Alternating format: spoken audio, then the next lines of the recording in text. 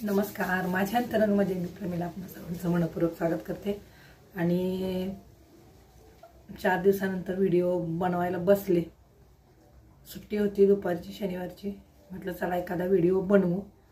जर वेळ मिळत नसेल तर आठवड्यातनं एखादा दुसरा व्हिडिओ बनवणं आपलं कर्तव्य बनतं, कारण आपल्याला तर कोणीतरी सबस्क्राइब केलेलं असतं, त्यांचे व्हिडिओ बघणं ही आपली ड्युटी राहते, किंवा तसं आपण करायलाच पाहिजे। एक आपलं यूट्यूबवरची एक फॅमिली म्हणून किंवा एकमेकाला सपोर्ट करायचा या हेतूने आणि किंबहुना चांगल्या हेतूने। तर सर्वांनाच धन्यवाद। माझा व्हिडिओ जे आत्ता पाहायला आले त्या सर्वांसाठी सर्वात आधी धन्यवाद। आणि मनापासून एक इच्छा व्यक्त करते, ती म्हणजे परमेश्वर तुमच्या सगळ्या ज्या चांगल्या इच्छा आहेत त्या सगळ्या पूर्ण करो, एक छान अपेक्षा ठेवून मी व्हिडिओकडे वळते। तर कसं आहे, आता दिवस थंडीचे आहेत आणि शेजारीच कुठला तर कार्यक्रम सुरू आहे आणि दुरून गाण्याचा आवाज येतोय। मी असा प्रयत्न करते की त्या गाण्याचा आवाज माझ्या व्हिडिओत आला नाही पाहिजे, का ते तुम्ही सगळे ओळखता, कारण आपण यूट्यूबर आहोत म्हणून। तर बघा, आता मी तरी काय असे फारसे म्हणजे आमच्या घरी काही कुठल्या पूजा किंवा एखादा आपण उपवास धरतो की नाही, सोमवारचे उद्यापन किंवा शुक्रवारचं असं उद्यापन काय काय असतं, तर ते म्हणजे आमच्या घरी ते काय आम्ही करत नाही। तसं जे नसतं आमच्याकडे, तर तो प्रकार काय आमच्या घरात तो नसतोच। याचा अर्थ काय आम्ही म्हणजे नास्तिक आहोत असं पण नाही, मानतोय का अज्ञात शक्तीला नक्कीच मानण्याचा माझा स्वभाव आहे आणि मला ते करायला देखील आवडतं, कारण आपल्या एका प्रत्येक चांगल्या कर्मा पाठीमागे जसा आशीर्वाद असतो, तसं आपल्या वाईट कर्माच्या पाठीमागे देखील काहीतरी शाप असतात। म्हणून आपण चांगलं वागायचं आहे, तर एखादी शक्ती, अज्ञात शक्ती जिनं आपल्याला या पृथ्वी तलावर आणले, जिनं आपल्या आयुष्यात विविध प्रकारच्या घटना लिहून ठेवल्यात, त्यांच्यासाठी धन्यवादित राहणं हे आपलं कर्तव्य आहे। तर चला, विषय खूप लांबला। तर एका घरी मला उद्यापनाच्या कार्यक्रमासाठी जेवायला बोलवलेलं। बऱ्याच बायका होत्या, बहुधा तो संतोषी मातेचा कार्यक्रम होता की संतोषी मातेचं उद्यापन होतं की सोमवारचं होतं, आता मला नक्की आठवत नाही, परंतु तिथं घडलेली एक घटना माझ्या अजून डोक्यात आहे।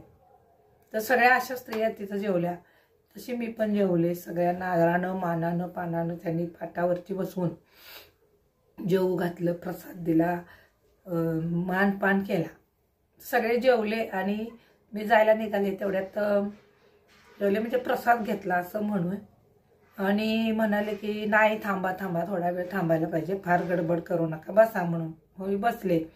तर ज्यांनी मला तिथं प्रसाद घ्यायला बोलवलं होतं त्यांनी माझी ओळख करून दिली। तर या मॅडम या इथं असतात, त्या शाळेत असतात, अमुक तमुक बरंच माझं सगळं त्यांनी तिथं सांगितलं। तर आता माझी ओळख झाली। मग जेवल्यानंतर आता त्यांच्या घरी खुर्च्या होत्या, लाकडी खुर्च्या होत्या। त्यावेळी काही सोफ्याची वगैरे फार पद्धत नव्हती, लाकडी खुर्च्या सगळ्यांच्या घरी असायच्या, किंवा बघा त्या पत्र्याच्या खुर्च्या निळ्या अशा मोरपंखी कलरनं रंगवलेल्या बऱ्याच जणांच्या घरी त्या खुर्च्या असायच्या। मग तिथं मी आपली त्यांच्या घरी लाकडी खुर्ची होती, त्याच्यावरती बसले। 5-6 खुर्च्या होत्या। समोरच्या खुर्चीवरती एक मावशी येऊन बसल्या होत्या, सर्वसाधारण त्या 65च्या पुढच्या असतील, 70च्या आसपासच्या असतील। तर त्यांनी माझी ओळख करून दिली। तर या म्हणल्या, हे आमच्या शेजारच्या म्हणजे बहुतेक त्या शेजारच्याच, मग शेजारच्याच म्हटल्या मावशी आहेत आणि या खूप म्हणजे अशा चांगल्या आहेत वगैरे वगैरे त्यांनी सांगितलं। आमच्या त्यांचे रिलेशन खूप छान आहेत असं त्यांनी सांगितलं। तर त्यांची माझी ओळख झाली आणि त्यांनी जे काही सांगितलं ते ऐकून मला खरोखर म्हणजे मी विचारात पडले। आणि आज पण त्यांनी जे सांगितले ते माझ्या काही डोक्यातून जात नाही, कधी कधी मला ते आठवत राहतं आणि माझ्या वरच्यावर लक्षात यायचं की चला आपण याच्यावरती एक छान असा व्हिडिओ बनवू आणि सांगू। आणि हा विषय मी कधीच घेतला नव्हता बरं का। तर असं होतं की आता जनरली समाजात दारू पिणारे लोक बरेच असतात, म्हणजे कसं की ज्यांना आपण अगदी आपल्या साध्या मराठी भाषेत म्हणतो की बेवडे। तर त्या ज्या मावशी बसलेल्या होत्या त्या म्हणजे असं सांगत होते की मला म्हटल्या, त्यांची माझी ओळख झाल्यानंतर बरं का, मला म्हणाल्या की म्हटल्या कुठल्याही हळदी कुंकवाच्या कार्यक्रमाला जायचं म्हणजे मला खरोखर मनापासून जावं वाटत नाही. कारण म्हटल्या ज्याच्या नावानं मी हळदी कुंकू लावायचं त्या माणसानं मला कधी आयुष्यात म्हणजे जो बायकोचा जो दर्जा असतो तो कधीच दिला नाही. तर त्याला कारण काही वेगळं नव्हतं, मगाशी मी सांगितलं तेच, ते म्हणजे दारू.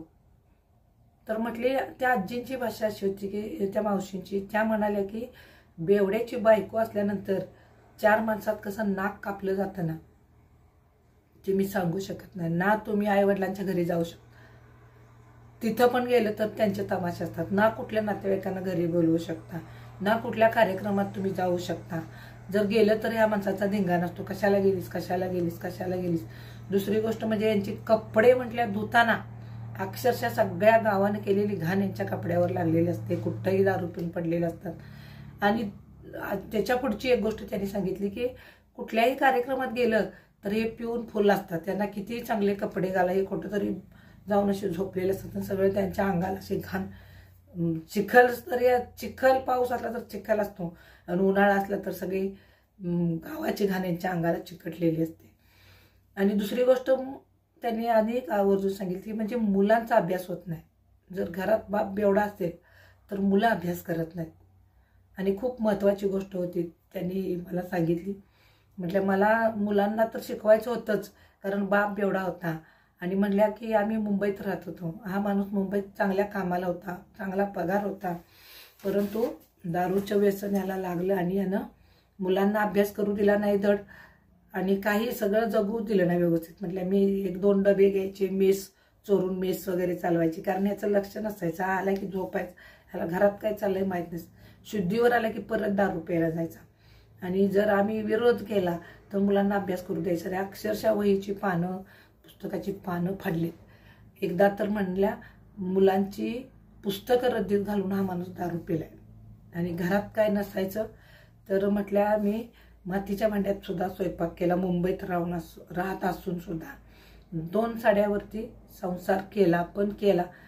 आता त्यांच्या जवळ एक पॉझिटिव्ह गोष्ट होती अतिशय महत्त्वाची त्यांनी सांगितली, ती म्हणजे त्यांना माहेरचा सपोर्ट चांगला होता. त्या 3 जणी बहिणी असून देखील त्या दोघी बहिणींचं खूप चांगलं होतं, म्हणजे तिच्या सासरचीच माणसं चांगली होती आणि नवरा पण चांगला होता, त्या दोघींचे नवरे चांगले होते. आणि माझा मात्र असा होता, त्यामुळं म्हटल्या माझी आई नेहमी माझ्या पाठीशी राहायची, कारण त्यांना असं वाटायचं की लेक म्हणजे गायीसारखी असते, ज्या दाव्याला बांधेल त्या दाव्याला जाऊन ती उभी राहते. असं एक त्या काळचं एक म्हणजे आज पण आहे असं म्हणू शकत नाही की आज पण काही म्हणजे मुली जरी शिकल्या तरी आई वडिलांना देखील मानणारे मुली आहेत. आणि मग आई वडिलांचे शब्द मानणाऱ्या मुली आहेत. आणि मग म्हणाले की माझी आई नेहमी म्हणायची की हिला पाठिंबा द्या, आणि खरोखर त्यांच्या भावानी त्यांच्या आईने वगैरे त्यांना पाठिंबा दिला.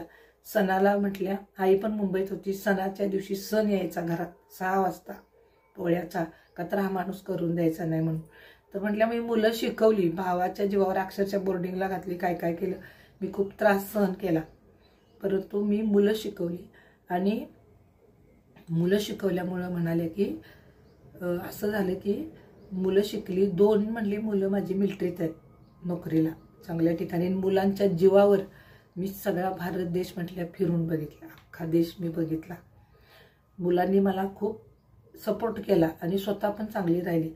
आजही म्हटली माझे मिस्टर जिवंत आहेत, परंतु मला असं वाटत नाही की पूर्वी कधी त्याच्याशी चांगले बोलायचे नव्हते, पूर्वीचं सगळं विसरून आज मी त्यांच्याशी चांगलं व्हावं इच्छा होत नाही. कारण म्हणाले की या माणसाच्या दारूनं माझं नातेवाईकात नाक कापलं. आता ते दारू पितात मुलं, त्यांना अडवत नाहीत, परंतु घरात ते दंगा करत नाही. परंतु धाडस होत नाही माझं कुठं हळदी कुंकवाला मानापानानं जावं, अगदी हिरवीगार साडी अंगात, गळ्यात भरगतचं दागिने घालून, आणि असं ज्याला जे साज शृंगार म्हणतात ना सवासणीचा, तो करण्याची इच्छा होत नाही म्हटल्या. तर त्यांचं धाडस झालं त्या बायकांच्यात बोलण्याचं. कोण कोण बोलून दाखवत नाही, जाऊ दे कशाला, आता झालं ते झालं, नवऱ्याची कशाला इज्जत घालवा म्हणून गप्प बसतात. पण नाही, त्यांनी ते सांगितलं आणि ते त्यांचं चुकीचं होतं असं नाही. तर खरोखर हा जो मी तुम्हाला आजचा आजचा जो प्रसंग सांगितला किंवा ज्याला मी जी घटना सांगितली त्याच्या मागं तुमच्या देखील प्रतिक्रिया येऊ देत. खरोखर नवरा बेवडा असल्यानंतर बाईचं नाक कापलं जातं, हा जो त्यांचा हे जे त्यांचं वाक्य होतं, हा त्यांच्या मनातला जो उद्रेक होता तो काही चुकीचा नव्हता, तो बरोबरच होता. कारण जर त्या बाईनं ते इतकं सहन केलेलं असतं, इतरांनी शहाणपणा सांगूनही लोक ऐकत नसतात, तर खूप काही सहन केलेलं असतं. ते कुठंतरी ठराविक वयानंतर बाहेर पडतं. त्या म्हटल्या आम्ही दोघंजण आम्ही एकाच घरात राहतो, पण आम्ही कधी बोलत नाही, मी कधी त्यांना जेवायला वाढत नाही, त्यांची कपडे कुठं धुवायची पडलेत काय झाले चौकशी करत नाही. सुना करतात, त्यांना सांभाळतात मुलं वगैरे, परंतु माझी इच्छा होत नाही. आणि हळदी कुंकाचे वगैरे कार्यक्रम असले ना तर मला खरोखर म्हणाल्या म्हणजे मनापासून जावंसं वाटत नाही. येते मी, माझे नातेवाईक बोलवतात, माझ्या मैत्रिणी बोलवतात, शेजारची बोलवतात म्हणून जाते. तर एवढ्यावरच मी थांबते. तुमच्या काही कमेंट्स येऊ द्यात या विषयावर, तुम्ही देखील बोलतो व्हा आणि याबद्दल तुमचं मत अभिव्यक्त करा. मला तुमचा बहुमूल्य वेळ दिल्याबद्दल धन्यवाद. थँक्यू.